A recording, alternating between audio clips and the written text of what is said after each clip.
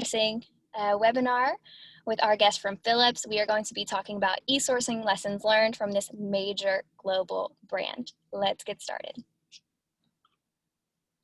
So from our Brainbox team, we have James Meads, Associate Partner, with us today, who will be presenting, myself, Bridget Shelton, Head of Business Development and Communications, and we have Noelle Leclerc, whom is a SAP Ariba consultant with us.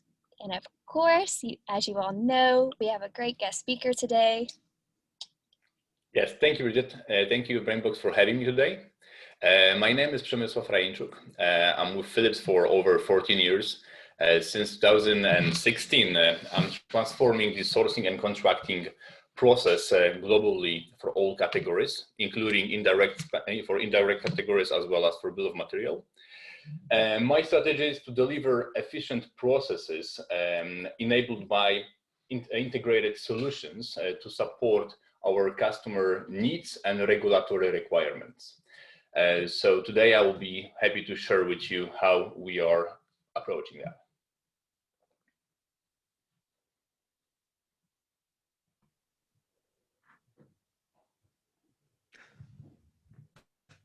Okay, so Brainbox Consulting, we are a Netherlands-based IT consultancy, and our focus areas are on SAP Ariba and source-to-pay implementation.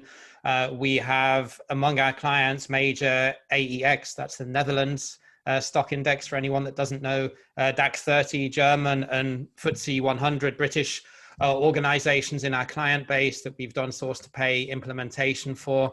And our natural expansion into the procurement space is our sourcing as a service offering that we recently launched in October. And the benefits of SAP Ariba, which is the platform that we use, we want to give back to businesses that are maybe not the size of Philips in terms of resources, so as we can offer that as a package service. And we will talk a little bit more about that later on towards the end of the presentation. So in terms of the agenda today, the first part of the webinar is going to be Przemysław explaining how Philips manages e-sourcing and tendering as a huge multinational global organization with a lot of resources at their disposal. We will then look at how mid-sized companies can leverage similar or replicate similar benefits and expertise even without the budget and resource that Philips has. We will talk a little bit together about e-sourcing versus using a more traditional email and Excel-based approach, which is pretty much how we've been doing tendering since probably the 1990s almost. And then finally, we will talk a little bit about the Brainbox solution and how we can help you succeed here, even if you don't have a budget to spend on software licenses or training for e-sourcing tools within your organization, because we truly believe that everyone should have access to this, regardless of their size. So with that, I will hand back over to Przemysław to explain a little bit about how things work within Philips and some of his experience and background. Yeah, super. Thank you very much, James. So at Philips, we are organized globally, as our supply base is also scattered in many different geographies. Yeah, to meet those requirements, we have established 3 regional centers of excellence that are located in Poland, covering Europe, in Panama, covering both Americas, as well as China, covering our Asia-Pacific region. Within those centers of excellence, we have operational teams supporting our procurement processes, such as sourcing and contracting, of course. And within the sourcing process, those teams are supporting our procurement professionals in establishing the best possible technology-wise tenders to collect quotes from our suppliers, as well as select our supply base. That typically is done based on our predefined standard templates, based on the requirements given by the business groups and the procurement professionals. Those teams are sharing their experience with the procurement teams designing the method how such supplier selection should let's say be conducted, in which format of electronic sourcing, either that is going to be a multi-tender project starting from request for information and finishing in with the e-auction type, and based on gathered requirements, appropriate tenders are being set. And once that is achieved, the team also assures that our participants, meaning our suppliers, our stakeholders, are well prepared to participate in the project. So that, of course, it's important to give equal chance to all of the participants to submit the best offers. Once the training is conducted, the team, of course, is monitoring the tender, assuring that the right questions the questions are sent to the right subject matter expert for evaluation. Of course, when actually is necessary, prolonging or reducing the timing of the tenders, and eventually once the tender is finishing, they are gathering all the inputs and present that to the procurement professionals for further commercial negotiations, either offline or as actually the COVID situation forced a bit us to do that also online through our auctioning modules. Yes, and what are the advantages of such approach? So you can imagine Philips is a global organization. We have more than 800 procurement professionals around the globe. So we have procurement engineering focusing on new product introduction. We have the commodity management. We have supplier account managers, market procurement organizations. So there are many different professionals around the globe. And it's close to impossible to train all of them on the system. Yeah, so that's why we took that decision to give it to our COEs and allow them to focus on the more strategic activities. Yeah, so they don't need to be an expert of our systems. That also has another dimension. So if we have that service centralized with our experts, then actually we can also assure the quality of the data, because the quality of the data is a fundamental for the next steps. Yeah. So about the reliability, about the transparency, about the analytics later on. So that also is assured by a limited number of people that are dealing in our systems, and also the aspect of our image is important as well. So if we have that service centralized, then actually we can really influence how those tenders are being conducted. Yeah, because actually we have standard process defined, which is followed by our COEs. And that, of course, support this one-phase approach towards our suppliers, as well as supports our suppliers to predict how our process is looking, as they are always working in the same way in each and every interaction with procurement, with Philips procurement. Yes, and what are the challenges? I believe the main challenge here is that, of course, we have peaks in negotiations and also we have drops. Yeah, so our internal team, of course, is a fixed cost to the Philips. Yeah, so basically, either we fully utilize their capabilities and their abilities, or not. The cost is fixed. Yeah, so this is actually the challenge that we are facing. However, the solution that Brainbox has, I believe, is going to support that challenge that Philip has. So. Yeah. So thank you, Przemysław, and that is really the ideal world, isn't it? If you're the size of a company like Philips and you've got those resources at your disposal, then I think everybody in an ideal world would have an internal function that takes this workload off of the category manager's hands because they have their own day job to do, and getting to grips with using e-sourcing software. It's often quite complicated to use, especially the packages that play at the premium end of the market that have a lot of functions and capabilities. It does naturally take time to become an expert at using this type of software. So we're going to spin that on its head and say, well, if you're a mid-sized company, and let's just say, for the sake of argument, somewhere between $50 million or euros and 1 billion, it's quite a wide net, but let's just use that definition.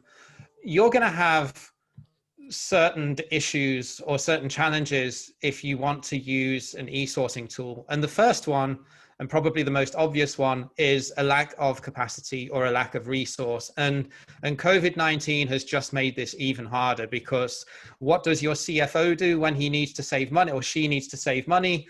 They cut training, they cut hiring budgets, they cut marketing budgets, and they cut travel budgets. Penny wise and pound foolish. It's necessary to do in the short term, but in the long term, it just means that you have even less resources to do even more work. So that's the first very obvious one. If you're not a huge company and your department is under pressure in terms of headcount. The second one is lack of expertise. And by that, I don't mean lack of procurement expertise per se. In these size of businesses, you're going to have some very skilled and experienced procurement people. But what you probably won't have is someone who is an expert at using a specific e-sourcing platform, like, for example, SAP Ariba, because in an organization like, from 50 million to 1 billion euro or dollars, you're not going to have, a dedicated e-sourcing expert. So unless there's someone in your team that has worked for a major corporation in this type of role and has done, multiple e-tenders throughout the career on the platform that you want to use, you're not going to have that in-house expertise. And the problem with that is, if you set up your tender wrong in the preparation phase, then you risk getting into the whole mantra of, if you feed garbage in, then you will get garbage out. And that means that the results that you're expecting may not be as good as hoped. Obviously, you're not going to have an internal specialist or consulting team to take care of this. So you essentially have three choices. You either don't use e-sourcing at all, you outsource it to somebody else, or you try and make use as best you can of your internal resources. You're probably going to have budgetary constraints as well, as I mentioned, in terms of headcount, but not only in terms of headcount, you're also going to have budgetary constraints in terms of your IT budget. So if you want to use an e-sourcing solution, the price for a license for one of these types of solutions isn't cheap. Let's be honest, especially for a premium solution. So you can go for a budget solution, which may be sort of very user-friendly to use, but usually when you have a good user experience and a simple interface, the sacrifice of having that is usually a lack of features. So on the one hand, it's great that you can get to grips with using a tool like that very quickly, but they tend to play towards the lower end of the market in terms of their functionality and features. So what a tool like SAP Ariba can do, for example, a more budget-oriented tool will not be able to offer all of the features of a platform like that. And then finally, mastery of anything takes time. And a little story about that. Last winter, I run a lot, but I hate running in cold weather. And obviously living in Eastern Europe, it's cold during the winter. So last year, I bought myself a skipping rope in the winter, so as I could do some exercise in the morning without having to go out in the cold and go and run 5 kilometers. And the first time I used this skipping rope, I managed to do about 20 skips without treading on it or tripping over. And after about 2 weeks, I managed to do 100 and then 150. And it's very, very similar with using an e-sourcing tool or running e-tenders. The first or the second time you do it, you will probably or almost certainly make mistakes. I know I certainly did. I've done it, and I've made lots of mistakes with e-sourcing earlier on in my career. With anything like this, it takes time until you gain mastery of something. So, I mean, all of those five together really represent a considerable challenge.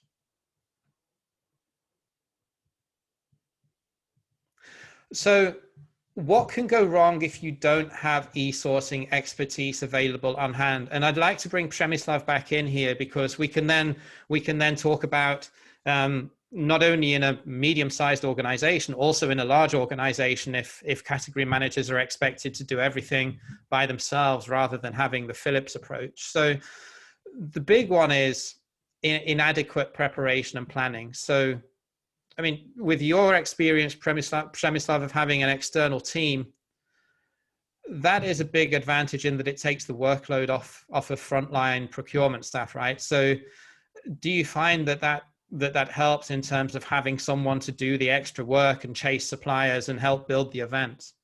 Absolutely. Yeah. So actually, this is actually one of the biggest challenge we had prior to centralization of this activity. Yeah. So our buyers, professionals were complaining about not having enough time to prepare the tender, to actually learn about the functionalities. Had actually their planning was always incorrect, not always reliable.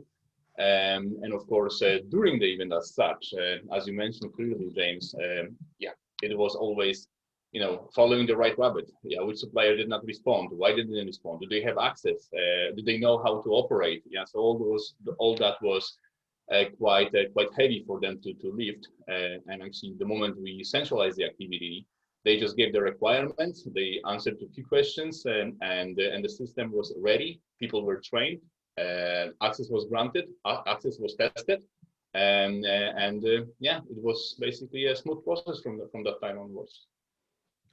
And that goes to the number 5 point that we have on here as well, which is around overwhelm and confusion due to the lack of experience using e-sourcing tools. And that not only applies to buyers within procurement organizations, but even more so to suppliers. And from experience, never underestimate the lack of technical savviness from your supply base, because you may think that the registration process is easy to sign up for an e-sourcing platform, but I can guarantee you that you will have suppliers that are calling you at every hour of the day that are struggling to get onto the platform, either because they haven't read the instructions properly, or because they have a technical issue in terms of their registration or password.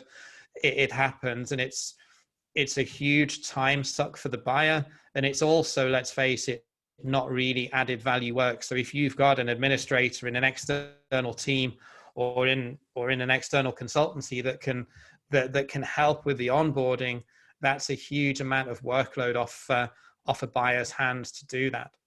Yeah. So how does Philips deal with the risk of having backdoor selling? And by that I mean, if the supplier has been invited to a tender, how do you control the communication so as they're not talking to their stakeholders in operations or in marketing or in logistics or wherever? Yeah, indeed, that was a challenge. Actually, that was actually something solved by the procurement policy. Yeah, so actually we have within procurement policy and actually Philips, the general business principles. We have secured that only procurement is actually allowed to interact with our suppliers. Just select our suppliers basically. And within procurement, within our procurement policy, we have secured that our supplier interactions are in a secured and facilitated through the system where the selection is being performed. Yeah, so that actually in our case is our sourcing system. And of course, within the sourcing system, the advantage of it is that we are able to channel the right questions to the right people, and also respond to many participants without, of course, disclosing who actually initially asked the question. Yeah, so that actually also gives us ability to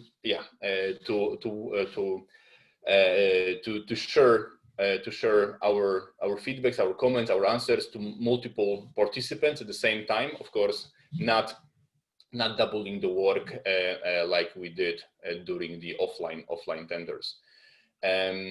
So this is actually how we dealt with that. So there's a central email address that all suppliers would submit questions through, and every supplier then would get the same response. So as the information is shared fairly across the whole network, unless it's a confidential commercial question that they are asking. Yeah, that actually is facilitated through the system. Yeah, of course, all those commercial aspects are not disclosed, neither the identity of the participants or the, let's say, a person who actually asked the question or the company. Yeah, so that's actually how it works. And the other one as well is non-price factors, because everyone seems to think that, and particularly people that are not fans of e-sourcing tend to think that it's a very aggressive price-based mechanism. And yes, of course, as buyers, we all want to get the best cost for a product or service, but what many people don't know is that there are many ways that you can set up an e-tender to provide weighting to other factors that are not price related.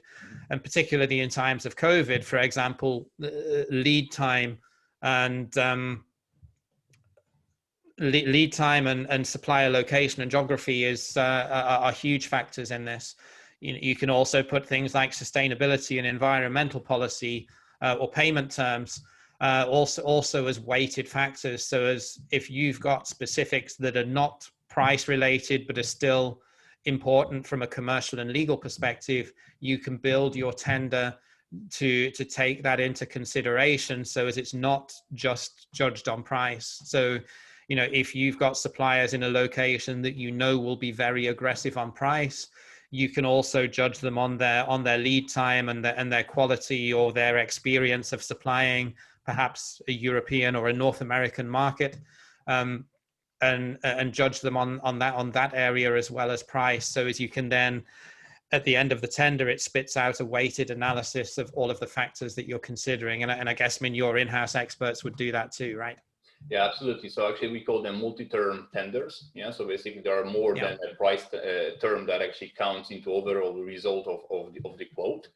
And that's absolutely what we secure. And also we apply the bonus malus, let's say, methodology. Yeah, so basically we are also allow our participants to propose, let's say, some solutions as extras, which of course will be also which will influence their final offer as well. Yeah, and what is also very important, that maybe fundamental thing what actually electronic sourcing supports is basically the apple-to-apple comparison of the supplier responses. Yeah, if you do that offline manner, you ask about one thing, you have the answer in totally different format, or about also giving you a different answer, which not always is adequate to the question. Doing that in the system, you always basically you can also secure the format of the answer that supplier is giving, the method actually how the answer is given as well. And then whenever the answer is given by multiple suppliers, you have clear and transparent transparent way to compare those. So that's also kind of beneficial for procurement professionals to evaluate and decide in the end on the best quote. And that's a great point, actually, because I'm sure there are people that are on this webinar that have experienced this. You send a supplier an email with an Excel sheet to complete, and what happens? They just ignore the Excel sheet that you send them, and they send you an offer on their paperwork according to their terms or their pricing structure. And if you've got 10 different documents that you've got from 10 different suppliers, inevitably you're comparing apples with bananas, and that creates a whole amount of work post the event to be able to reconcile that. Whereas if you do this, as long as you set it upright in the system to avoid any ambiguity, and that again goes back to having very clear specifications, scopes of work, and pricing and commercial structure, which is all around the pre-event planning and the design and the architecture of the event. But you're absolutely right that can eliminate all of that problem. Yeah. But the key is in the preparation. Absolutely. Precisely. Can we get the next slide, please? Okay, so we talked a little bit about this in terms of how does e-sourcing improve outcomes versus traditional Excel and email-based tenders around the apples to apples comparison. So the last one, the ease of comparison, we covered that off in the last slide, but speed of execution is a big one, because not only does it help to facilitate having all bids in the same format to evaluate that post event, but it also enables you to do things like, you know, pre-event or pre-tender Q&A in one unified format. And I mean, I don't know if you've got an example, Przemysław, but I have of a previous tender that I've done in the past, and we were tendering road transportation in South Africa, and I was doing this tender remotely from Europe, and we because we couldn't meet with the suppliers face to face, the supply chain director in Johannesburg got all of the suppliers into a room together. We did a video conference, and we did all of the Q&A online, and we had all of the pre-questions submitted through Ariba prior to the event. So as the suppliers' questions essentially formed the agenda, and every single supplier then got the same answers. So there was no unfair benefit that the incumbent supplier was getting because that supplier did not have privileged access to our stakeholders. I don't know if you've got an example as well, Prem, that you would like to share, but I thought that one was particularly strong in how we succeeded there. Yeah, so I think that was actually a very good example, yeah, and yeah, I don't recall actually a better one, honestly speaking. So yeah, that was good.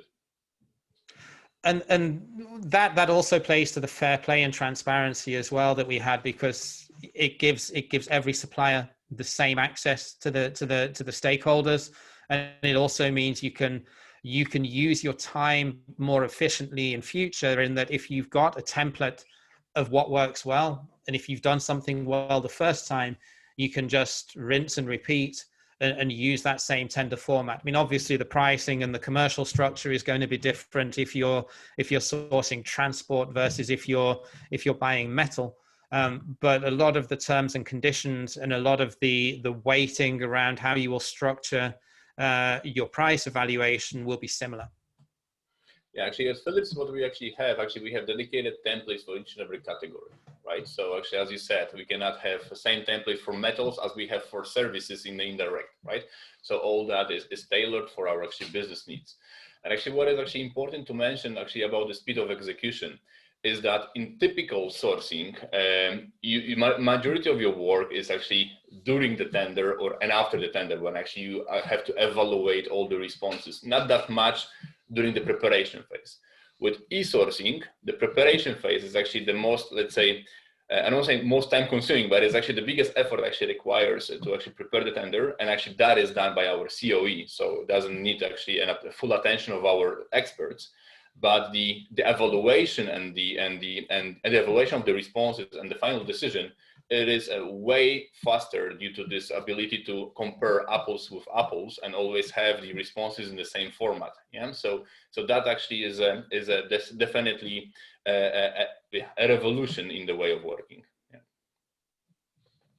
Absolutely, yeah, and having that already done for you means that the evaluation phase is much faster. So even though that falls on the category teams, they've had a lot of the work done up front. So yeah, definitely. So finally, moving into the last couple of slides before we go to Q&A, if you do have any questions that you'd like to ask us, by the way, at the bottom of the Zoom, you will find on the right-hand side a little icon that says Q&A. Just open that and type in your question if you have a question, and we will answer that in about 5 minutes time when we round up. So how can Brainbox help you leverage all of these benefits? Well, as an outsourced sourcing as a service provider, we leverage our SAP Ariba license, and we can run tenders on your behalf using our license, obviously under full confidentiality and respecting any privacy and confidentiality of your supplier data that you would share with us. We can do all of your supplier onboarding and managing all of the communication, which, as I mentioned earlier, is a huge time suck for category procurement teams. Through what Przemysław gave as his example, we can eliminate all of the backdoor selling because you can just say to your supply base, we've outsourced this. If you have a question, the Brainbox team are the single source of communication or single point of contact.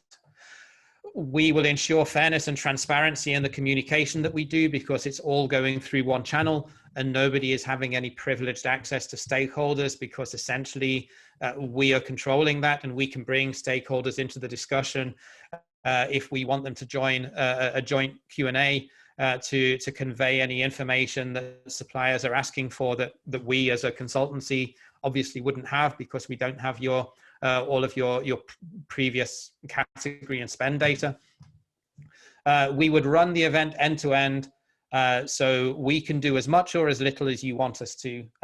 We can run the whole thing end to end, including the negotiation and the award phase if you don't have the in-house expertise, or if you just want us to do what we call the donkey work, the hard work of building and running the tender in Ariba because you don't have the platform expertise, then we can do all of the front end work for you. But then after the tender, we can essentially give you a download of all the results and help you analyze that. And then once you've got that data and you're comfortable with it, you can then take that and use it as you please then to go to the next phase and run all of your negotiations and contracting in-house if that's your preferred approach. So we really offer full flexibility depending on how much or how little of the process you want us to run with. If it's just the platform expertise that you're worried about and taking advantage of our license, we can do that, but we also offer a full service if you so wish. So what we aim to do really is to offer a viable, affordable alternative that allows you to leverage all of the benefits of e-sourcing versus the traditional email and Excel based approach, but obviously without the huge cost of having to go out and buy a license for an e-sourcing platform. And the other one, and very important one, especially if you compare us to some of the larger consultancies that are out there, is that you get a very personal and dedicated service team. So in other words, that means you get me and you get Noel, who is also on the call. So Noel is the brains at the back end of building everything out in Ariba. And my background is I'm a procurement professional of 18 years. So I'm very much the tactician and the sort of operational strategic procurement person that understands how that's applied in the real world. So it's not some ticket that you're sending to some call center located miles and miles away. You are getting a very small, dedicated team that will know your name and will have direct contact details with us. Right. So going off of that, thanks, James. That is our sourcing as a service package, which again is very flexible and built to the needs of our customer. And we've built this package specifically with medium-sized organizations in mind whom perhaps do not have the resources, expertise, or budget in-house to leverage e-sourcing to its full potential like a Philips may be able to do. So what we do is we operate with Ariba, SAP Ariba, which is our tool of choice, and our in-house expertise, and we leverage the benefits of e-sourcing to present your organization savings. And how we like to approach this is very simple. We mitigate the barrier to entry. We don't have any licensing fees or investment cost up front, and we say, hey guys, let's have a conversation about where your spend is going right now and what items are best to source for the greatest savings, and we'll pick one of those. And in under a month, we'll present you with the realized savings. So you pick one, we'll source it for you. And under a month, we'll present you with the realized savings and the results, and you can run with those, and we can have a discussion on how you would like to proceed. And because we work on a gain share basis, you take home 70% of those realized savings. And then later on, after that first event, we can reevaluate and say what's next, or where can we save more. And this is especially great for these medium-sized organizations. As you know, moving into 2021, as we're all reevaluating our budgeting and where we can save more, etc., a sourcing as a service package is a great way to do that, to reevaluate where you can save and make it real moving into 2021 and make the most out of your procurement budget. So to get started, let's get in touch. We'll have an open conversation about where we feel like we can help you best and realize the greatest savings. And you can always contact us at the email below or the phone number, or you can reach out to any of us on LinkedIn and we'll get in contact and start that conversation. So feel free to reach out if you're interested in to get started with sourcing as a service, or if you have more questions, go ahead and drop them in the Q&A and we'll open the Q&A section now to start answering those questions. We do have a couple, so I'm going to open them here. Let's see.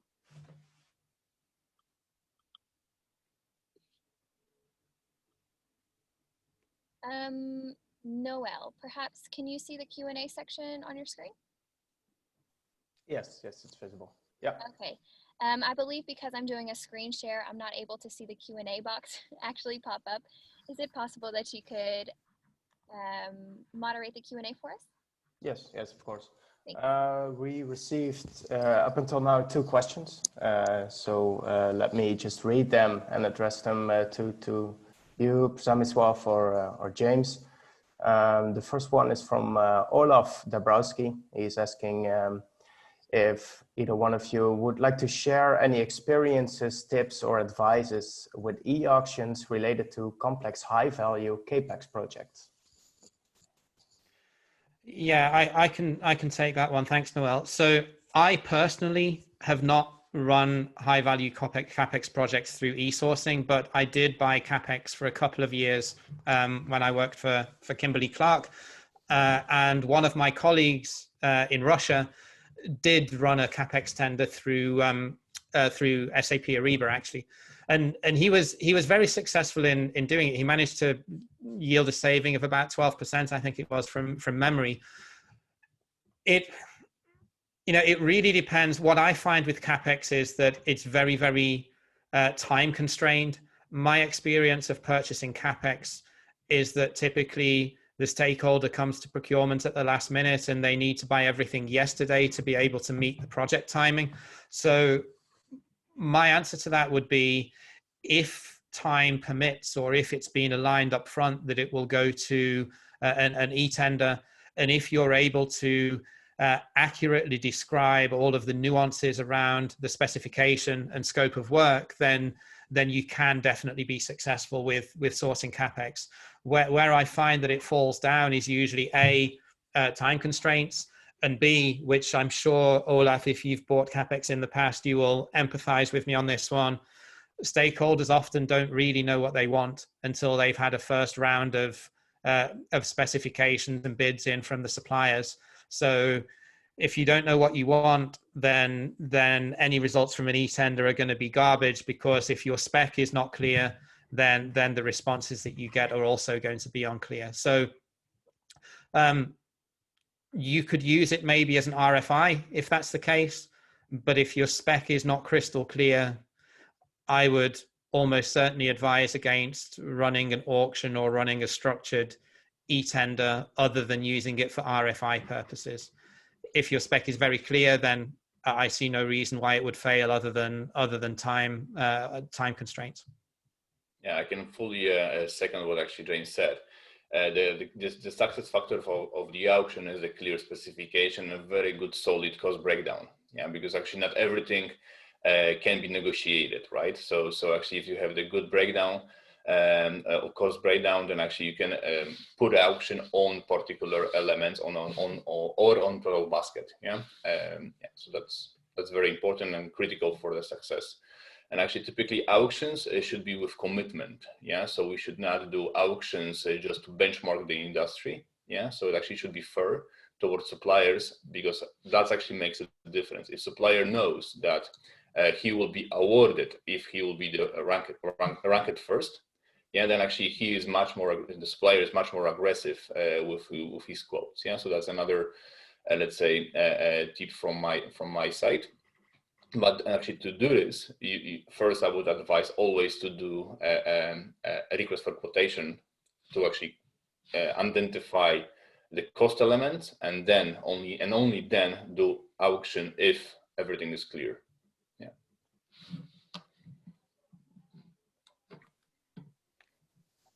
Okay, and I can see there's a second question. Noel, do you want to read that one out for us? Yes, of course. Yeah. Then we got the second question coming from Andrew Tanner Smith, asking, very interested in the single POC policy. It's great on paper, but in real life, it's a little more complicated. My previous employer had a similar policy, but in some cases, especially in specialist BOM, the internal stakeholder had vastly more product knowledge than the CM. So whilst the CM was always the conduit, the stakeholder was dominant in the relationship. Does Philips find this too? Not anymore, I must say. Within Philips, we went through a transformation around 2015, I would say. And as of then, we have a department called Procurement Engineering. And the Procurement Engineering is the procurement professionals who are dedicated to each and every business unit. And within that business unit, they are actually team members of the product development or new product introduction. And they are within that as a project team, they are people responsible for driving the procurement activities. So they are working arm to arm with the internal stakeholders. So no longer we experience situations that you are referring to. Yeah. Okay, I got also a follow-up question from Andrew. The question is, do you get any pushback from long-term BOM suppliers if you try to push them through an auction? Yeah, of course. Yeah, the relation with the suppliers is always very important. That's why selecting e-auction is always, something that we should be careful with. And of course, that also depends on the situation we are in. If we are having a single source situation or sole source situation, then of course auction is a no-go. But in the case of multi-source situation, auction is possible, and we often use auctions also there. However, we also make it clear to our suppliers that we commit to award the business to the winning party, and also very often we do we also allocate. We not always allocate 100% to one supplier. Yeah, so there is always a chance for challengers to also be awarded. Yeah, so that's actually how we approach that. But yes, we do experience a pushback from long-term suppliers, from long-term bill of material suppliers. Yeah. Yeah, I can echo that as well. Suppliers generally don't like using these tools because it tends to, in most circumstances, put a little bit more power into the hands of the buyer. So as Przemysław said, if you have a commodity where you're highly dependent on one supplier and you don't want to upset them, you're probably not going to use an e-sourcing tool to bully them. But if you're in a marketplace where there's a willingness to switch away from the incumbent and there's a healthy degree of competition, then it's sometimes life isn't fair and we just have to push this onto suppliers and force them to use it.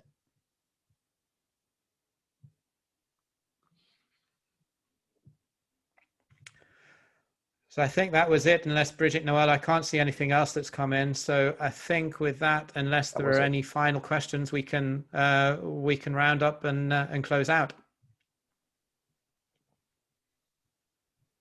Yes, I agree. I don't see any more questions coming in. So thanks everyone for attending. If you have any follow-up questions or you ponder on this conversation later on through the day and come up with a question or would like to get started, again, just approach us with the contact information and we are more than willing to answer your follow-up questions or get started. And we look forward to seeing you in our webinar in January as a continuation of our Sourcing as a Service series. Yeah, and thank you very much, everyone who joined. And to echo Bridget's sentiments, if you, by all means, feel free to reach out to any of us on LinkedIn, and we will happily answer your questions offline or by phone or by email. Thank you very much for joining us today.